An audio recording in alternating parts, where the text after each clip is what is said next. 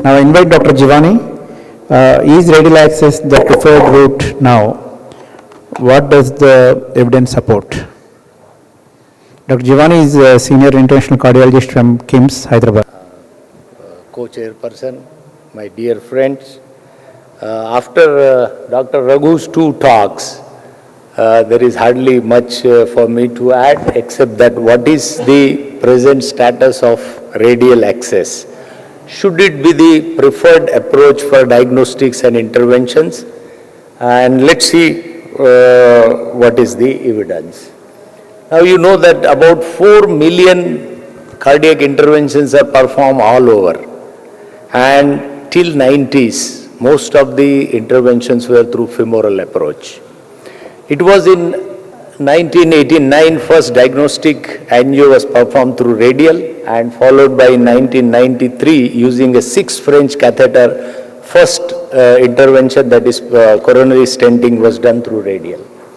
Since that time, 1993 onwards, there have been a lot of improvements in the hardware available for radial, like Dr. Raghu already said, that the hydrophilic sheets, the wires, the puncture needles, and more experience was acquired by doing procedures through radial. Now, as things stand today, almost more than 90% of procedures in Europe are done through radial. And it is radial access is becoming more and more common in other parts of the world. But when you want to compare radial access, still femoral approach remains the gold standard because of its easy feasibility, long experience, and very short learning curve. So when we compare with femoral, let's see how things stand. And we know that in coronary interventions, particularly interventions and some in diagnostics as well, ischemic complications have been controlled to a large extent because of very good antithrombotic agents, very good antiplatelet agents, good stents, and the ischemic complications have been reduced to a large extent. What remains still bothering,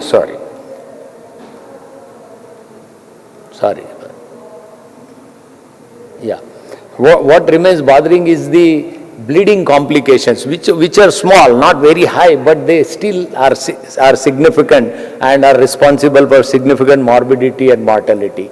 Bleeding is definitely associated anywhere, either access site or non-access site is associated with not only adverse immediate outcome, but the long-term outcome as well, and associated with recurrent MI and stroke.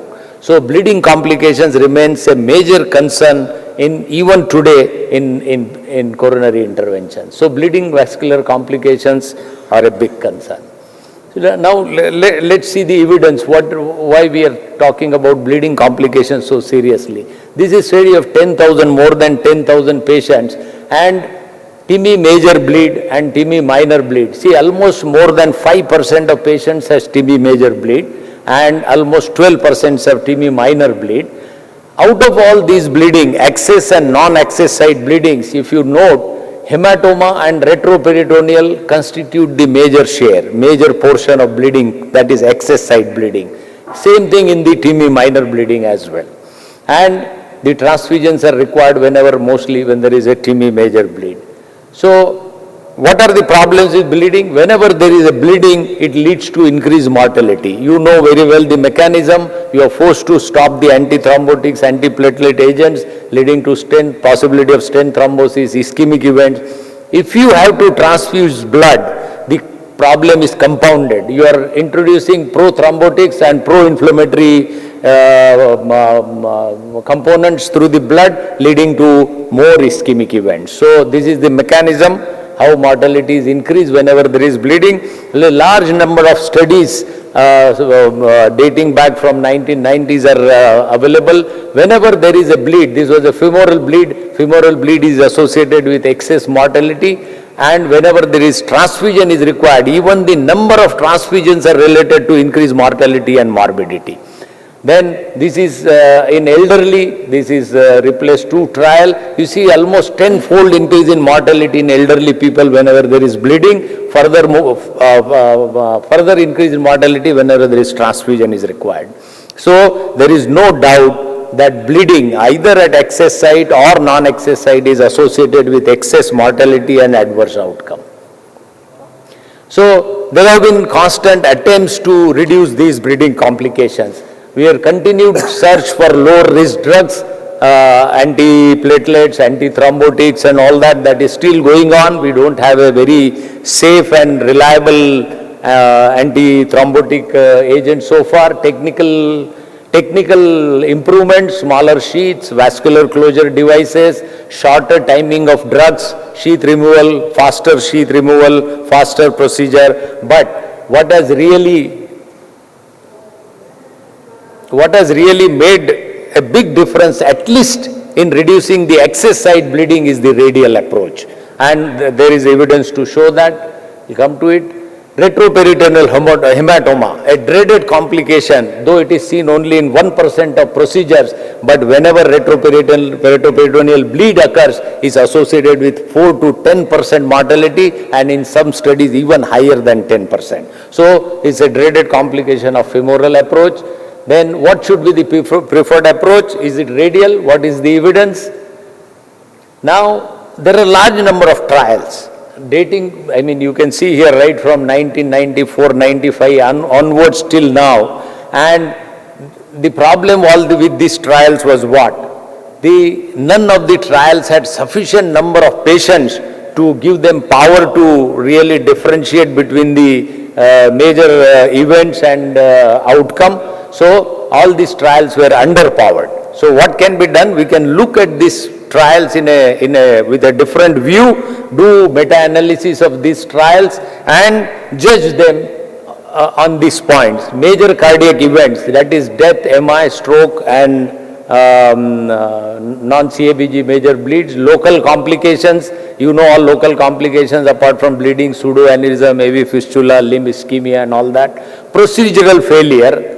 So all these trials, and there are some secondary endpoints, procedure time, fluoroscopy time and hospital stay.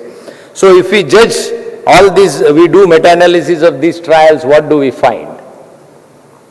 Major cardiac events. Now look at all these trials. This shows that there is not much difference, significant difference between radial and femoral as far as major cardiac events is concerned. There may be little trend towards radial, but statistically there is no significant difference. That is, we have to agree to that. But look at the other part, all local complications. There is a big difference between radial and femoral. All radial procedures are associated with highly significant reduction in local complications. So these all meta-analysis of this trial. There is this other trial, meta-analysis of some other group of trials, again same thing. This is major bleeding after PCI, and all trials show that radial is associated with far less incidence of major bleeds in interventions. So procedure failure, this is an interesting, some people may be reluctant to adopt the radial approach, at least in particular situations, because of possibility of procedure failure. Now, Dr. Raghu has elaborated it very well. As you get more and more experience, the procedure failure incidence drastically comes down. For example, all the trials from 1990, before 1999, they showed procedure failure of almost 20%. But now, later on, all other trials, the procedure failure is less than 7%, and in high volume centers, the procedure failures is only 1 to 2%. So the more experience you get of doing radial interventions, the procedural failure is not very significant. It's only 1 to 2%. Now, what are about secondary endpoints? Procedure time. Yes, procedure time was slightly more in radial, but not statistically significant. This we are talking of people who have got enough training in radial access. Fluoroscopy time is definitely more in radial, and hospital stay is much less in radial because it is mostly done as a day care procedure, and the patient hospitalization required is much less in radial procedure. Now this is Virginia Commonwealth University experience of more than 3,000 patients, radial access, and they found that in all complications, bleeding complications were only in femoral. There was not a single complication in radial group.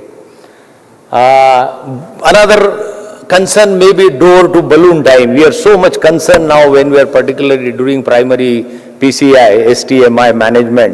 Door to balloon time is very critical, very important. Is it compromised when you do radial procedure? The answer is no. The evidence is, this is a single center observational study, 240 patients undergoing successful 205 PCI, and transradial, transfemoral were equally divided, and you see that the door to balloon time in fact was less in radial compared to femoral. There may be slightly longer time to access the artery, but once artery is accessed, the total door to balloon time was not compromised in radial. So door to balloon time. There is another, in the same study, door to balloon time, the TIMI major the major bleeds were much less in radial compared to femoral. Again, another study for door to balloon time. There are 3 studies, 2 in STMIs and 1 in elective PCI, and you will be surprised to see that it was no way inferior. Door to balloon time was no way inferior in radial. In fact, in one of the studies, it was statistically less compared to femoral. And of course, in elective PCI, the door to balloon time is almost similar. Jivani, time. Yeah, time, okay. So I will just, Dr. Raghu has already done, given you good information about many of the other aspects. There is another concern is fluoroscopy time, as I said, is more with radial, but the total radiation is not more with radial than femoral. I will just show you 2 interesting cases and leave it at that. This is rival study. This is, you'll have to give me 2 minutes because this is a latest study and there is a lot of controversy about it. I'll just conclude rival study. This is more than 7,000 patients. What they found was there was no significant difference in major adverse cardiac events, death, infarction, reintervention and major cardiac events. But when in sub-analysis, STMI group was associated with less major cardiac events in radial group than femoral. I'll just quickly pass on to this and show you just in rival study again the major bleeding complications were occurred mostly in radial group when they cross over to femoral because of IABP reason. So in radial again the bleeding complications were less. I'll just limitations Dr. Raghu has already elaborated. I'm not going to go on that. I'll just show you one case which give lot of message about the advantages of radial. These loops and all that already Dr. Raghu has said.